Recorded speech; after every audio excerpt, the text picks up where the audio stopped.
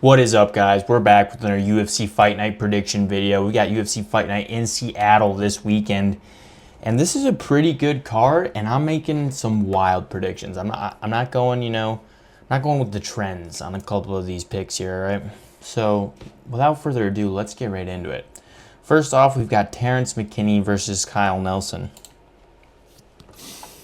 Now, Terrence McKinney, he has some real fucking, a real chance to do something great. He's got, a little bit of superstar factor. He's been hanging out with Jaden Cable. He hung out with Guru, grabbed the underhooks on Guru, lifted his fat ass up. No, I love Guru. Just saying that's not, not trying to be offensive here. But long story short, I think Terrence is winning this. I'm not going to lie. I'm not sure if he's the favorite or not. I think the odds were really close last time I looked. I know he's coming off that loss. He's coming off that submission loss to Duncan. But he has beaten guys that Kyle Nelson... I mean, they fought some of the same guys, right? Like, they both fought Frivola there. But Terrence knocked him out. And if you guys are seeing this video, you've made it 1 minute into my UFC breakdown video, and that's more than 90% of people. So if you could go ahead and just hit that subscribe button, I would greatly appreciate it. I'm really trying to do something big here and make big moves. Thank you. Kyle Nelson had a decision, It's not, Nelson's got durability, but so does Terrence, All his fights are finishes. Whether he's getting finished or he's finishing them, like, this guy puts it all out there. When he fights, it's all on the line. He's either getting finished or he's finishing someone. I don't think in the UFC he's ever had a decision. So every loss he's ever had was either submission or TKO. Now, the only way I see Kyle Nelson, maybe if he survives the first round, his chance of winning is like through the roof. Now, Terrence did say in an interview that he was going to be a little more patient, because unfortunately that seems to be what we see from Terrence McKinney, is he kind of rushes out there looking for the knockout. He does have a sort of home field advantage here because he's from Washington, so it's kind of, sort of a little bit. Kyle's coming off that win, decision over Frivola. I think Terrence McKinney's debut was Nelson's last fight, I think. So, I don't know. I really like Terrence McKinney, so this may be just a little biased opinion here, but I think Terrence McKinney's going to take it. Like, I think he wins this. I don't even think it's... I think he knocks him out. I think he knocks him out within the first 2 rounds. I'm saying it right here. I'm calling it right now. Moving on. We got Mansour Abdul Malik versus Yusuri. Oh my God, these fucking names. Belgari? I don't fucking know. Anyways... All right, so Mansour is 9-0. Yusuri's 9-3. That's like his MMA record, but he kickboxed before, and he's fought like Alex Pereira and Israel Adesanya in kickboxing and done very well over there. I think this is only his second fight in the UFC. So yeah, and his debut, he knocked out Bakayev there. It was round 3, and prior to the knockout he was looking phenomenal, looking slick, moving well. If that version of him shows up against Mansour on Saturday night, he beats him 100%, 9 times out of 9 times. Now, Mansour, he has finished all of his UFC fights except for one. He's only had one fight actually go to decision, and his last fight was a submission win versus Tricol. So he does mix it up, and he's got a bit of a submission threat. Now, that could pose to be a bit of a problem for Yusuri, but I feel like he's ready. I feel like he's really ready to fucking show everyone what the fuck is up and kind of run through. I feel like we have almost another Alex Pereira, potentially. I know it's a big thing to say, but it just seems like, he's about to come through and starch some people in the UFC. So I've got Yusuri for the win. I think he's going to be able to take it. Moving on. Julian Erosa versus LeRon Douglas. Now, I know last time I was saying, oh, the debut guys are doing really well, and then I was like, fuck this, the debut guys are losing. But Ryan's really good. Obviously, Julian Erosa is a vet, 31-13. That is crazy. That is a crazy record to have.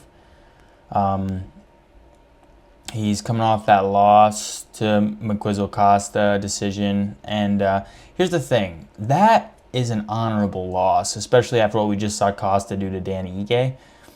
Like that, I mean, I don't think anyone's beating Costa right now, the way he's moving. Like, that's fucking insane. Laurent Douglas got that win on the Contender Series to secure his debut here. I think he's like 5 for 5 on all of his last fights as far as knockouts. I think he knocked out his last 5 opponents. So he's fucking dangerous. And I think Julian Erosa, he takes a lot of damage in his fights. You know, he's usually the get hit 5, hit them 6 kind of guy.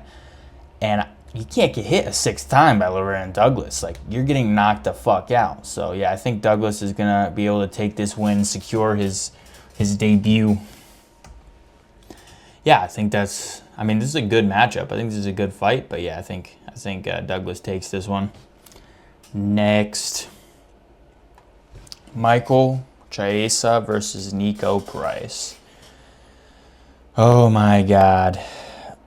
I feel like they're just feeding these guys to Michael Chiesa right now. As we know, he's coming off that win versus McGee. That was a decision, I think. He's fought some good. He fought and beat Tony Ferguson 2021, I think. I don't know. It was the fall of Tony era, though, so it's like, you know, how good is that really?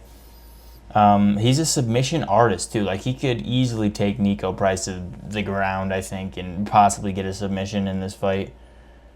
He's also got a little bit of Dana privilege. I heard, I'm not sure how true this is, but way back when, prior to the Conor Khabib fight, he was on the bus that Conor threw the fucking dolly at and got cut up, and he agreed not to sue for maybe some I don't know. I'm just saying. That's all I'm hearing. That's what I'm hearing. I'm not a fucking reporter. I'm just saying that's what I've heard.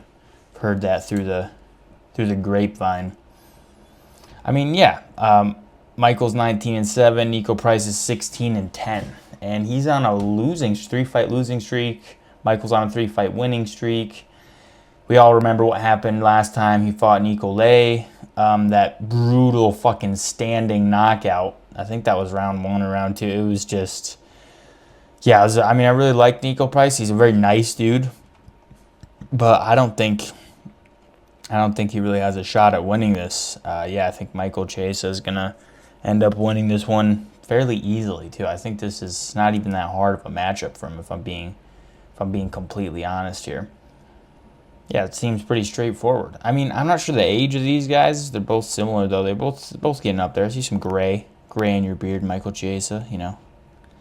So yeah, Nico Price is getting slept probably. All right, this is a great matchup. Alexa Grasso versus Macy Barber. They fought once before. I think Grasso took the win on that. But after that, Macy Barber went off on like a 7-fight win streak, absolute tear. The last person she ever lost to was Alexa Grasso. Now, you know, mentally, I'm sure she's preparing so well for this fight. Grasso's obviously coming off that loss to Silva. Silva absolutely pieced her up on the feet in that fight. And Macy is obviously coming off that win versus a different Silva, not the same Silva. Decision win. That was literally her last loss was Grasso in 2021. So, I don't know. I mean, did she get fake boobs? I think she did. Not that that's... Oh, maybe that has something to do with it. I don't know. Wonder how that affects the weight class. Like, she has to cut more weight now? Kinda. Sort of. Not important. Stay focused, guys. Stay focused. We're talking about the fight.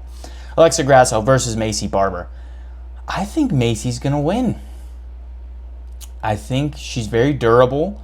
I think she's maybe a little stronger than Grasso. And, yeah, I think she's going to be able to just kind of lock in and get this fucking W. I mean, I think she knows, like, what to do to beat her now. She's a lot, 2021, that was a long time ago. She's a lot better. She's improved significantly since then. Like I said, she has not lost since that fight. Not to say Alexa Grasso isn't an absolute fucking killer. She's fought Shevchenko 3 times.